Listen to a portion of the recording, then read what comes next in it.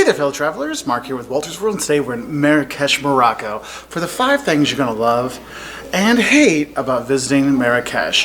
The thing is, this is a fantastic city. It is well worth visiting, so don't let the hates turn you off, because this has been a fantastic visit for me and my whole family, and so we're going to go through that. Now, the first thing you're going to like, because I like to get the bad news out of the way first though, the first thing you're not going to like is when you first get here, the customs line. Look, I'm not going to lie to you. The customs line can take you 20 minutes. You can be right through when you fly into the Marrakesh airport, or it could take you a couple hours. So be prepared for that. Maybe hit the bathroom beforehand, because if you get out of line, you got to start over again, and that can get a bit frustrating. Also, what might get you is if you get lucky and you're in and out in like 20 minutes like we were. I mean, we had kids, so we got to skip part of the line. Your driver might not be there waiting for you, because they're used to people taking so much time to go through that they show up a little bit later. So have some patience. If you get out early or quickly and you don't see, the Riads name or your name that you're going to, don't worry about it. They'll be there. Or you can text the people or call the hotel and let them know that, oh, don't worry, they're on their way. But that's one thing you should know. Also, when you're leaving Marrakesh, give yourself plenty of time to check in and go through customs on the way out. This isn't like a European airport where you can show up 45 minutes later and have your ticket on your phone and just walk in. Oh, no. They actually recommend 3 hours beforehand, because you have to go through the customs stuff and check in and stuff like that. One thing you'll know, and I forgot to mention this, is one of the reasons why it takes so long is in your passport, they're going to write a number in your passport where they stamp it. That's kind of like your number, your tourism number when you're there.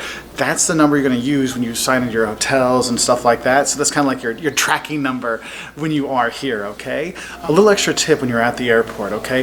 There's euros of exchange where you get your luggage. So like you go through the passport control, you're picking up your luggage. There's a couple places where you can exchange money right there. Look, you're not going to get the greatest exchange rate, but you at least get an exchange rate and you have money with you, because it can be kind of a pain going to the change houses during the day. So just have a heads up for that. A word of advice: when you're at the airport, exchange your money there. Getting the dirham, the local currency exchange, and getting it when you're out of the country is near on impossible, okay? So exchange them when you get there. Look, you're not gonna get your best exchange rate at the airport, I talk about that, but you have it done, okay? And the thing is that I've got my money exchanged. Like, satisfaction is a lot easier than when you're looking in the Medina, you're not sure where there's an ATM, kind of stuff like that. When you do get to the city, that can be quite frustrating. So just exchange your money there right when you come out of the arrivals. Okay, there's actually some ATMs right there. You can take out money there too if you want to use your card. I had no problem. They had in English and French and Arabic and stuff like that, so I didn't have any problem taking money out. But just know that you want to get some money at the airport. Makes your life a lot easier, because ATMs around the Medina, there are a few, but they're kind of hard to find. So just make sure you get some money beforehand, all right? So I'm going to say for that. And the thing is, you are going to need cash when you are here, and that kind of leads into the second thing that's going to bother you when you come here is it's all the haggling. Yes, everywhere you go, it seems like you have to haggle over a price. Yeah, you want to buy a great carpet they have here? Yes, you're going to haggle over that. Oh, you want to get one of those cool lamps and stuff like that? Yes, you're going to haggle over that. Oh, you want to get a Morocco t-shirt for your kids? Yes, you're going to be haggling over that. And the haggling really gets on you after a while. She's like, oh, can I just buy this stuff and go? No, you can't. That's how things work here in Morocco. You do the negotiations. Actually kind of a cool experience the first 10 times, then it kind of wears on you. So that's why it's kind of like one of the hates I have, because eventually you're like, you know what? I'm done, okay? So just have a heads up for that one.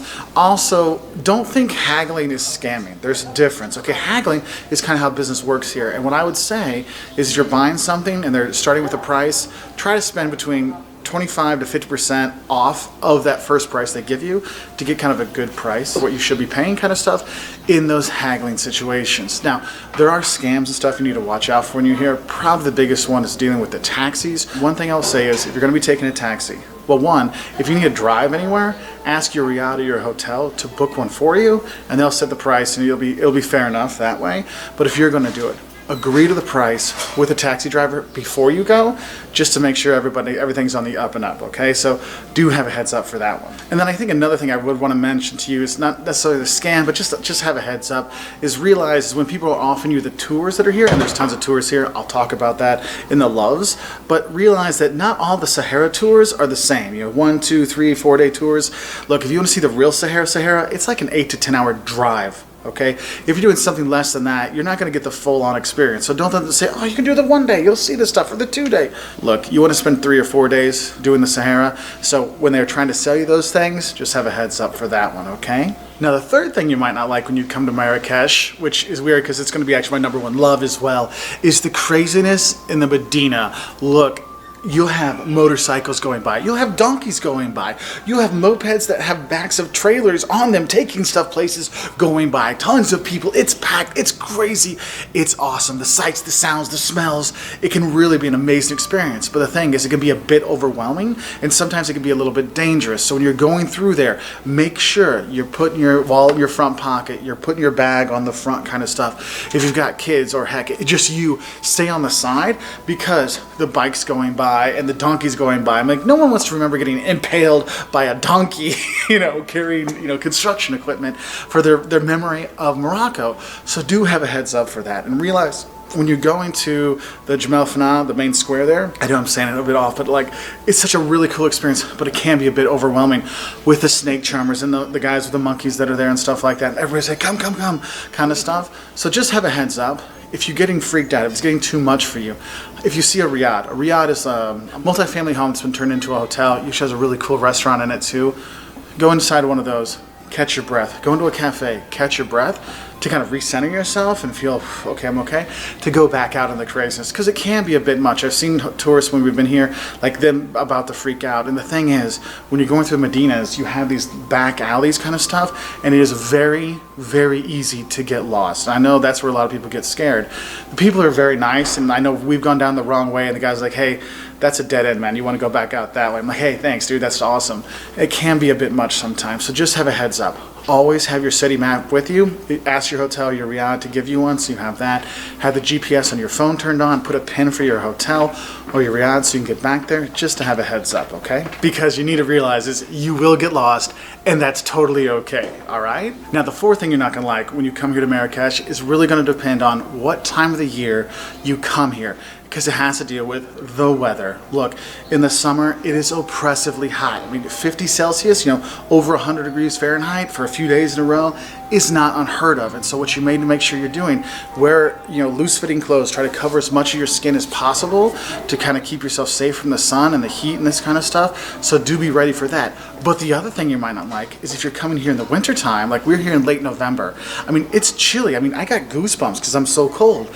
In the morning when we go out and explore, the kids are wearing sweatshirts. And when the sun goes down at nights, they need to have a sweatshirt or a jacket. You need to bring layers when you're coming here because it gets chilly at night, okay? Even my son on his report is like, I was surprised how chilly it gets here. So do be ready for that. But the thing is, during the day, it heats up. You don't need it. So have like a light jacket that you can just throw in your backpack when you're going around, okay?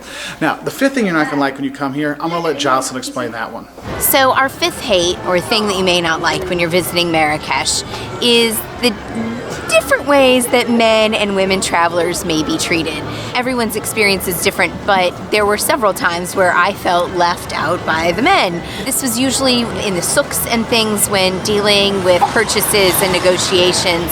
They deferred entirely to Mark, and I was completely left out of it, which is very unusual for me because I'm the bargainer. Mark's the one that's like, oh, just forget it. So I know we didn't get as good a deal as we could have because he's not a very good bargainer. But that's something just to be aware of. When I was able to bargain, I got far less off than I normally would, and far less off than if Mark had done the bargaining for us. I've never once felt unsafe wandering through the Medinas, whether it was during the day or the night. All four of us were fine. We were very comfortable with going different places. Occasionally I was uncomfortable when some of the younger guys in the Medina were maybe looking at me in a manner I wouldn't normally be looked at. But you know what? It's young guys. What are you gonna do? That's just men, right? But just be aware of that. One way to maybe dissuade that behavior is by dressing modestly, cover up, and be respectful in your dress. They expect women to be, modestly dressed, and of course, they know you're not local, so maybe some of those rules don't apply, but it doesn't hurt to be respectful. And by that, I do not mean coming here in skimpy clothing and showing a lot of skin and then putting a scarf over your head. That is the opposite of respectful. So just be aware that what you wear sometimes says something about you. Women should also be aware that there are some cafes that are for men only. If there are only men in a cafe, you might want to find somewhere else to go. Overall, I have loved every minute we have been in Marrakesh. This place is full of color and great design and just artful things, and I've loved it, and the people have been very friendly. Earlier today, someone invited us into their home just to hang out and talk for a little while. So don't let any of this stop you. Come, just be aware that things might not be the way they are back home. So we'll go back to Mark and I'll let him finish up. Now, don't let those things keep you from coming here to Marrakesh. This place has been fantastic. We had a really great experience with our family, seeing all kinds of stuff, meeting really nice people, having amazing food, the sights, the sounds, the colors that are here. It is a really fantastic place, okay? So definitely come. And so let's talk about the really good, really great reasons why you should come here. So the loves of Marrakesh. And I know I talked about it before, and I'm going to say it right now. The thing that I love the most about coming to Marrakesh is exploring the Medina. Look, yes, you can go to the Jamal Fana, the main square there, and see there's the fruit stands and the snake charmers and there's the monkeys there and there's all kinds of craziness going on there, but it's just an amazing experience. And so what I recommend, if you really want to see it, go to one of the restaurants there, go sit above and look down onto it, and it's just insane when you see all this stuff going on. It's just such a really cool experience. And actually it's best to go to that square at night. That's when there's a lot of stuff going on. Like, that's the coolest time to go there. The thing is, the rest of the Medina, you can go explore that anytime, and you have the souks, the shops, and the shops are divided up where this is all a bunch of leather stuff, and here's a bunch of tin stuff, and here's a bunch of like the metalworking, and here's where you go see this. I mean, it's just such a really cool experience. And when you go through and you see the spices everywhere, and you're seeing the spices, oh my god, I don't even know what this is. What is this tree bark stuff supposed to be? And you're seeing the butchers and they're doing their work, and you're seeing the metal workers, you're seeing all these things. It's like, wow, this is a really amazing experience. And yes, there are the bikes going by and stuff like that, but that's part of the experience. And one of the things I've really loved is you do have the negotiation stuff, and it can be fun. And the thing is, there's nothing like sitting, having the mint tea with your shopkeeper as you discuss the true value of a carpet or the true value of one of these lamps and stuff like that. It's just such an amazing experience. That's why I say is go explore it. Don't get freaked out, but remember, take that map with you and your GPS so you can find your way back. I will say though, some of these back ways can get a little scary at night, so maybe stay to the main square in the evening and then have know your way back to your hotel from there, or your Riad, just so you have that kind of set up beforehand. And what's cool, it's not just wandering the streets and seeing the shops when you are in the Medina. There's some really amazing things to see when you're there. There's palaces you can check out. When there'll be a palace and you can really see the interior architecture and all the woodwork and the cedar and then the plaster. I mean, it's just gorgeous. There's museums you can check out. There's a secret garden you can see. There's all kinds of stuff to see when you're in the Medina. So don't just think it's, oh, I'm seeing shops. No. It's not like going to the local mall, okay? This is a completely awesome experience, all right? Now, the second thing you're going to love when you come here are the Riads and the bathhouses. Now, if you're not sure what a Riad is a place you're going to stay. It's like a hotel. I mean, it is a hotel. But what it is, it's kind of like a multi-family home that's been turned into a hotel. And they'll have beautiful courtyards inside where you can sit and enjoy. They'll have rooftop restaurants so you can have a nice view of the city and sit up there and enjoy your breakfast in peace, or you can enjoy, seeing the things in the evening time. It's just such a really great experience. And it gives you a chance to see the insides of some of these great buildings. But I've really enjoyed staying in the Riads. We've all enjoyed staying in the Riads because of the architecture, because of the people, and also because it's inside the Medina, okay? Now, if you don't want to stay in the Medina, you want to stay outside, there's Riads outside the Medina area. There's resorts you can stay at when you're here too, hotels, all kinds of stuff. But for us, man, we love the Riads. And the thing kind of goes along with that, with the traditional Riads, is the traditional bathhouses that are here. You can go to and have the massages, and you can have the scrubs and stuff like that. It's just a really great experience to really relax, so you can have a really good time. And you'll see there's public bathhouses, but then there's private ones as well, probably called like a spa or something like that you can do. Well worth the money, well worth the time and the experience. Now, the third thing you're gonna love when you come to Marrakesh is the interior design. Now, you're gonna see is, when you're thinking, Mark, design? I mean, when I walk around Marrakesh, it's a bunch of like looks like plastered walls. There's not a lot of stuff on the outside. No, there's not. The true architectural beauty, the true design beauty here in Marrakesh is inside the buildings. Okay, that's why I always say this. Go to the Bahia Palace and you'll see the amazing work inside, when the cedar and the plaster and stuff like that. I mean, it's just beyond gorgeous. And the thing is, you'll see that beauty inside people's homes as well. That's why you stay at the Riads, so you can see those courtyards and take in the beauty that's there. You can see the architecture inside. It's just such a really great experience, and it's such a juxtaposition of the kind of starkness of the outside and the like almost fortress feel of the buildings outside, but then the palatial beauty inside and the architecture inside is just so wonderful. That's one of the big reasons why, yes, go stay at the Riads, but just really get that interior kind of look. So that's why go to the palaces. If there's places that are going to invite you in, go see those so you can take it all in, because my goodness, the design inside is just phenomenal. And I know I've been hitting on these Riads and stuff a lot, and a lot of actual come back to this, the fourth thing you're going to love, and that is the very, very good tourism infrastructure here in Marrakesh. Look, they know a ton of tourists come here, and they are preparing for that. I know it takes a long time at the airport, but they got tons of lines open. That's a nice airport to fly into and out of, aside from the customs stuff. The thing is, from here, you can take tons of tours. I mean, you don't even have to book your tours before you come to Marrakesh, maybe at peak season, but you can actually just get here, talk to Riyadh, they'll set it up for you. Your hotel will set it up for you, no problem, because there's so many tour agencies that are here, and it's really nice. The restaurants, I mean, the food here is part of the culture. You need to eat the local food. Have the tangines, which can be in beef or chicken or lamb or rabbit or whatever. There's so much great food that's here, and the restaurants that are here. The service here, seriously, you're going to the restaurants, the service is super nice. They're super friendly and helpful. There's a lot of waiters to help you and stuff like that. It's really, really great. But also, if you want to transport around, yes, you got to negotiate with a taxi beforehand, but it's not a problem finding a taxi, okay? You need someone to help you take your luggage to the Medina, there's going to be someone with a little card that will take there for you. You tip him for that few bucks, he'll be glad to take your stuff anywhere, okay? It's just really, really nice. You want to do a day trip? There's tons of day trips from here you can take. Yes, you can do the 1 day trip out to the desert, or you can take the 3 day trip out to the Sahara. It's a bit farther out, but they can set these things up for you. You want to hit the coast, they have all kinds of great stuff to set you up, so no problem with the tours. Also, you want to get to other parts of Morocco, this is the place you can go to. You can fly places, or you can go with ONCF, the train station here. You can take the trains around the country to a lot of places. Casablanca is a few hours away. You can take it up to Fez, stuff like that. That's really great.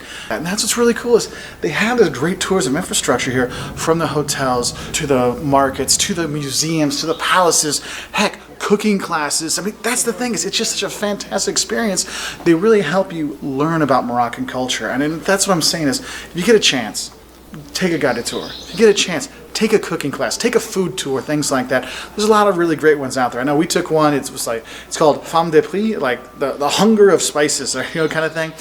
And it was a really great experience. We had Michelle, who was from France, and Ilham, who was from here, and they really told us a lot about Moroccan culture and food, and we got to make our own tagine, and then we understood that tagine isn't one specific food, it's the pot that it comes in, and so you'll have all the other great food that goes in that pot. So it might be a tagine with beef, it might be with chicken and lemon, it might be with rabbit, it might be with meatballs. I mean, there's so many different things that you're really going to love, and that food really gives you a chance to get it. So definitely enjoy every bite, okay? Because when you go in those restaurants, the Riyadh restaurants and stuff like that, you're going to be inside your Instagram heaven. I mean, that's one of the things. Marrakesh, it really is an Instagram place. I mean, because you have the sights, the sounds, the colors, the setups, the courtyards. It's just really, I mean, the snake charmers, you have all those things that are going to really be an amazing experience. So the tourism side of it, the infrastructure side is really good, and they're really working to make it a better experience for tourists. You know, you'll read up on things, you know, what Jocelyn was talking about, and the scams and stuff like that have really come down a lot in the last few years, okay, versus what it was like,